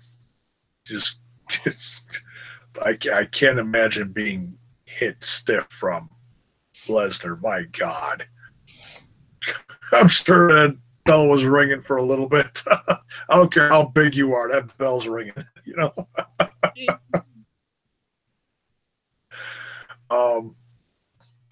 I do not think.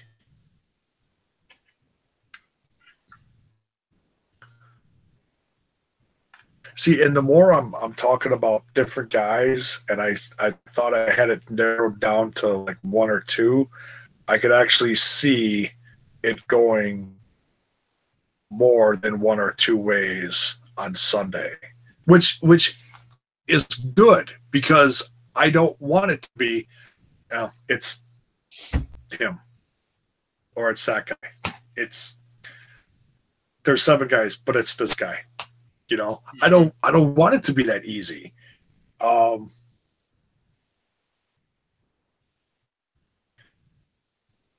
So let's talk about Rollins, and I'm gonna put it in this order for a reason.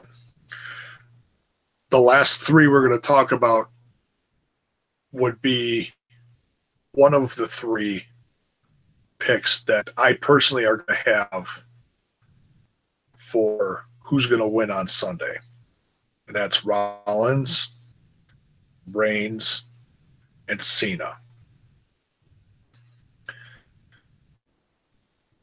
Rollins, Reigns, and Cena. I after what Rollins did.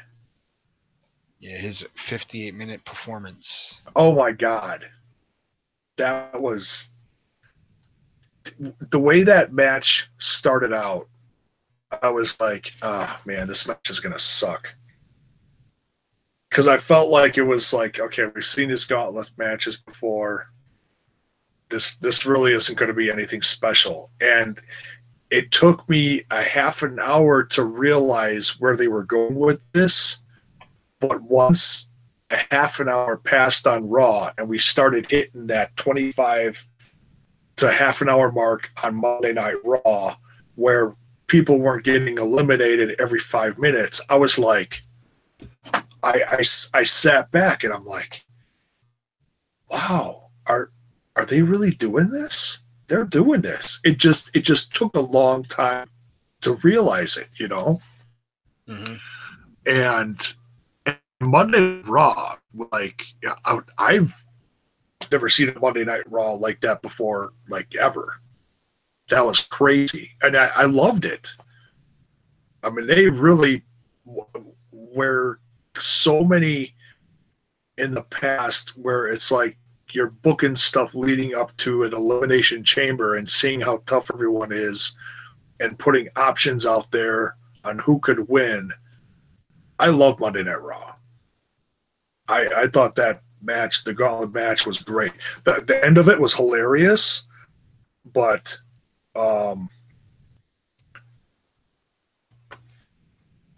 between Strowman and The Miz. Yeah, that was pretty hilarious. I actually enjoyed that. Like, The Miz was like so happy. He's like, yes, I won. And then when he realized he wasn't the last one, and I forgot to mention that before we were talking about The Miz. That was priceless. That was great. But seeing Rollins' perform an hour or whatever it was, give or take a little, that was just incredible. What did you think about? What did you think about that? the entire gauntlet match itself, I thought it was madness. That was the longest match in WWE history, and it will probably remain that way for the next 25 years. Um, Rollins doing almost an hour. Actually, it was over an hour, I believe. They said 58 minutes, but I was kind of keeping track.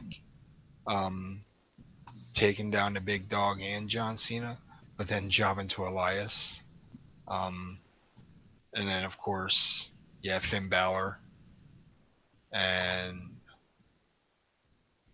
I'm trying to remember how the match went around. But yeah, I think it was great. The comedy moment at the end, though, with Braun and Miz, you know, with Miz not realizing he was number 6 and not number 7. That just sparked up the whole entire thing, and then chasing him around the arena, bringing him back to the ring, and then destroying the Miz Taraj as well. It's just like, I'm not done with you, or I'm not finished with you, or however the hell Braun says it. And what he did the week before with Elias was priceless. With the big bass fiddle. Oh yeah, the cello. Cello, whatever that is, yeah. Yeah.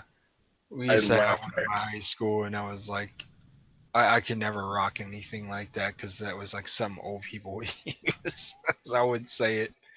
No offense, J-Bone. None taken. Still young upstairs.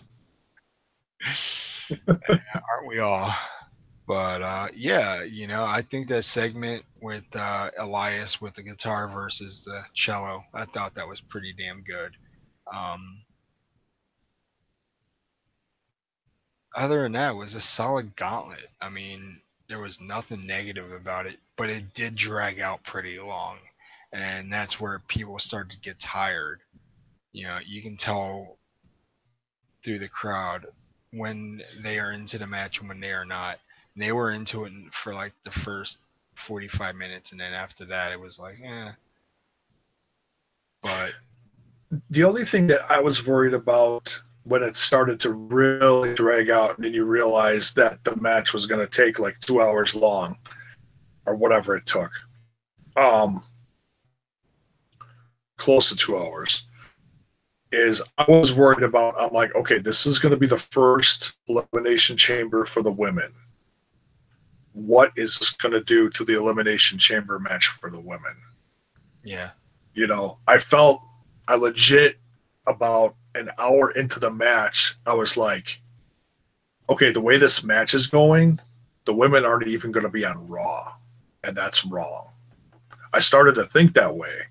And then, you know, the eliminations got quicker towards the end, but it's still, you know, 2/3 of Raw was that match. And then we saw a tag match, or we saw Titus Worldwide in the bar.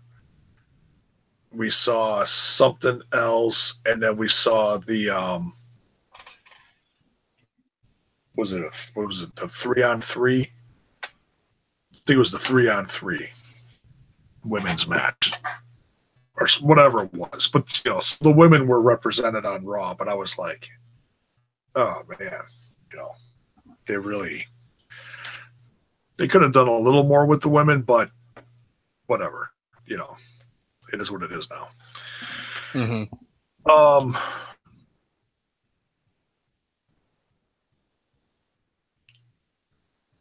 So yeah, I think the way they built up Rollins and the way I've heard the fan base talk about how they want Rollins back in the main event scene,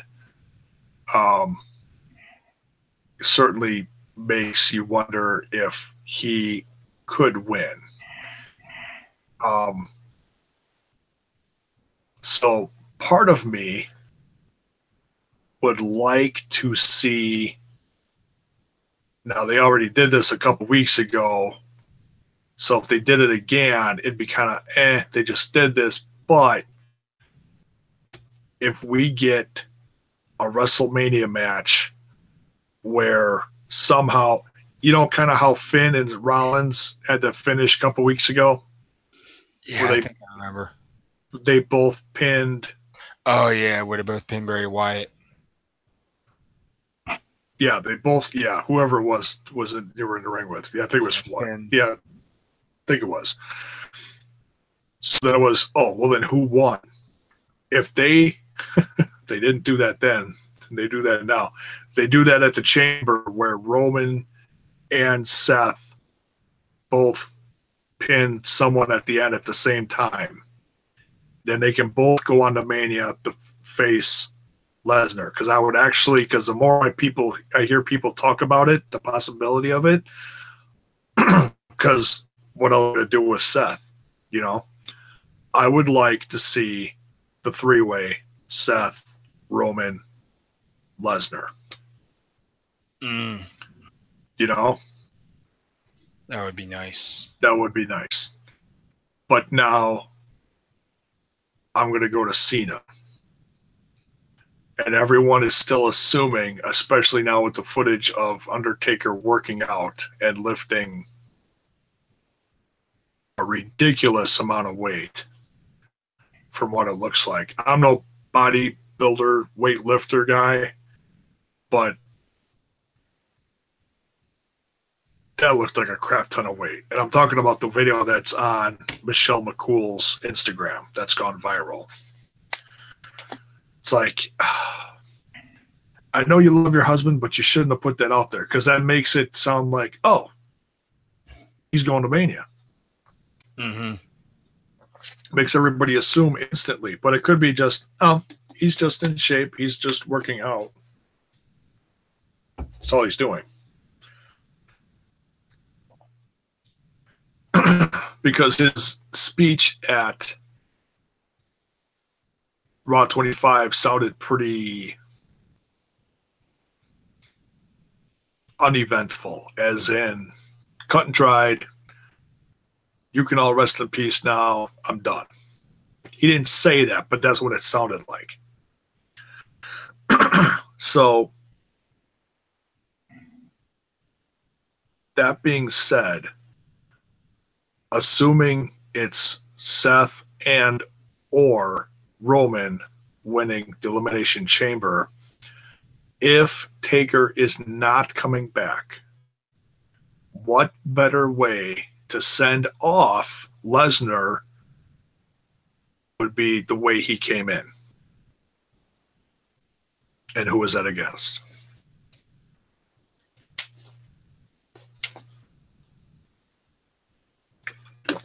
John Cena. That's right. When Lesnar showed up that Monday night after Mania, he F5 John Cena right in the middle of the ring after shaking his hand. Yep. I remember that now. I was trying to think. I was like, wait a minute. Who? Oh, yeah. And that was, what, 5 or 6 years ago? Something like that. So, you know, of all the people that he could face at Mania, and here's another thing. When's Big Match John, and I hate saying that, but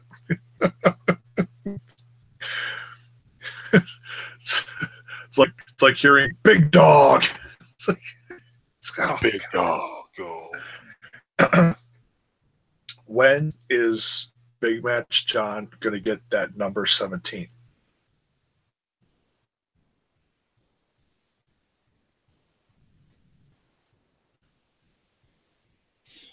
It's a good question.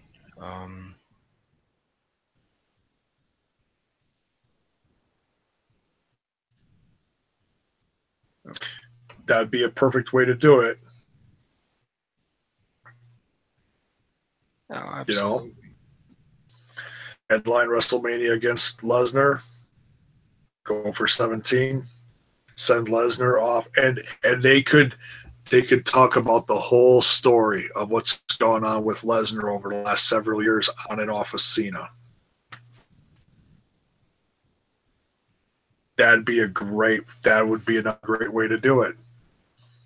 So they have options. It's just, okay, if Taker's coming back, then you know who he's going against. He's going against Cena.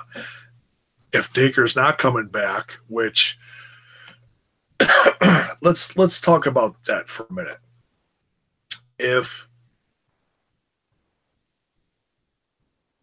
Let's just say it this way. Let's say Cena loses. Not saying who wins, but let's say Cena loses the Elimination Chamber. He's one of the guys that loses. How do you bring back Taker? Do you have him show up at the Chamber, and all of a sudden, like, all you hear is a gong, everybody turns around, somebody pins Cena? Do you do it that way? Or do you just have him lose at Elimination Chamber and Taker shows up and does something crazy to Cena this coming Monday on Raw? How would you do it? That sounds pretty accurate right there. Use the gong as a distraction, and then after that, come Monday Night Raw, Cena cuts a promo, talks about how Taker's little, entrance gong interfered in the match and costed him his match, and he'll call Taker, challenge him to a match at Mania. And he could further the whole, I'm just trying to, you know how he's been like in the ring lately, like I'm just trying to go to Mania. What? Why are you all upset at me? Why are you booing me? I'm just trying to win. You know, he's like doing this, and it's like, oh God. If I didn't know better, I know this has been beat to death, but I'm gonna beat it one more time. You know, people keep talking about this whole heel turn thing. Ain't gonna happen. No, and I know, but that right there, Cena, like, the whole thing is like, my cat just looked at me like, what's the matter with you? That right there is like the perfect intro to a heel turn. I just tried to go to Mania. Why are you booing me? But that'd be one sad sack of shit Cena turning heel. I want to see the badass cutting you down, thugonomics, gonna shit out a chain and beat you with it at the same time. You know, that's the heel Cena I'd want to see. But we're never gonna see that spanking Stephanie McMahon Cena ever again. Yeah, times are changing in the wrestling world, especially with big name talents like Cena. And I say this, and it almost hurts to say this because I grew up loving the man. I think Cena, as far as, and I'm not talking number wise. I know he's like bypassed everyone and anyone, but as far as like Make a Wish and what he's done for kids, I think Cena's bypassed Hogan. Of course. I really do. And I'm not saying that Cena doesn't mean, or that Hogan, excuse me, doesn't mean still a lot to billions and billions and millions. I can't do it. Yeah, I can't because my kids are sleeping. um, but yeah, I mean, I'm all in all, I'm gonna love the Chamber. I'm gonna love the mystery of.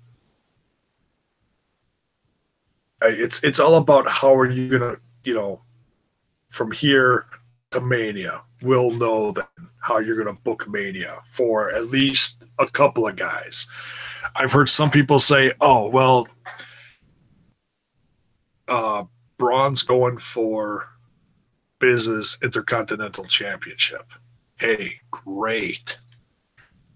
You know, and that the gauntlet, the end of the gauntlet match was start of the setup for that. If that's true, great.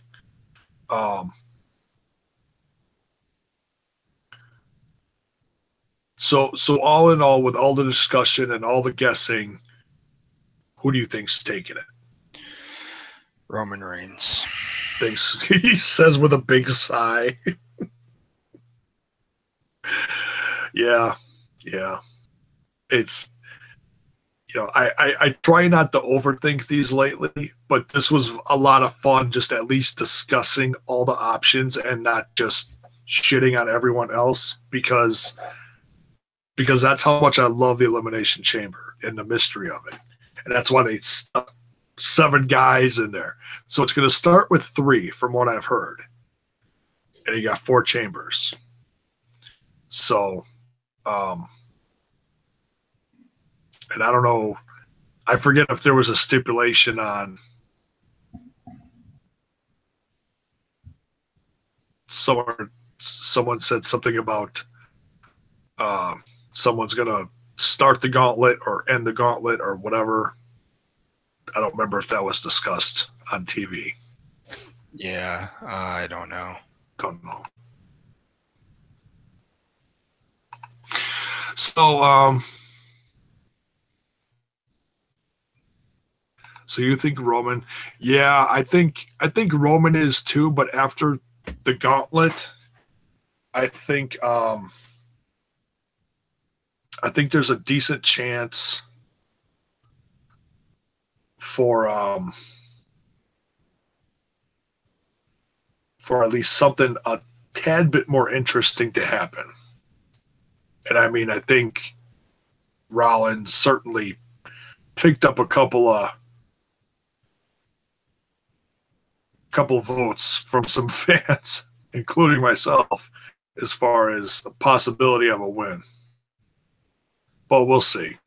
I think it's going to end up being probably Roman too, but I say that reluctantly because I think they could do so much more. I think they have the options, you know, but we'll see.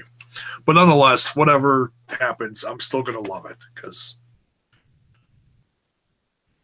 it is what it is. So any final thoughts going into the Sunday, Styles?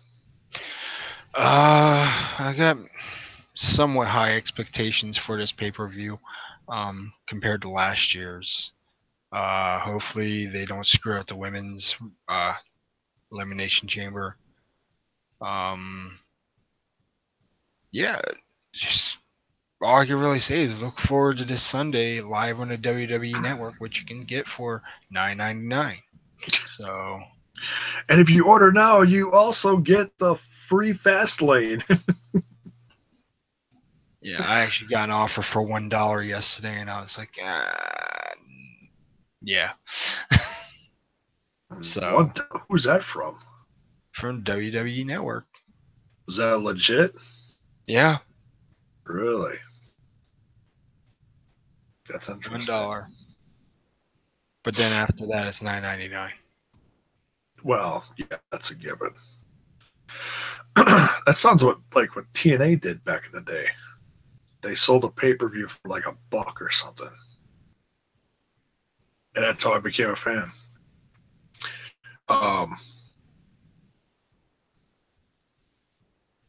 So yeah, looking forward to it. Should be great. Should be very entertaining. We're going to see, 5-star matches? No, but I think it's, still worth watching. And at least the chamber should be good, if anything, if you're not interested in the rest of it. I'm certainly interested in to see, what's going to happen with Asuka and Jax, because that could go two different ways. But, I don't think that's a given either. So yeah, that's going to be it for this one. Thanks for joining me, Stylez, as always. Good brother. And so yeah, and by all means, put in the comments below your picks if you like. Let me know who you're picking for this Sunday. If you like the content, give it a like. If you really, really like it and you want to see more, hit that subscribe button and ring that bell for notifications. It helps the health of the channel. We're still, we just officially became unmonetized in the last couple of days. So yes, we're striving for 1,000, but I'm not gonna sit here begging on my hands and knees. We'll hit it someday. Someday. Please. What's that? Please subscribe. Please get there. You got to please out of Stylez. There we go. So for this guy, I am J-Bone. This is Smash This Podcast, and we'll see you this Sunday for Elimination Chamber. Peace. Later.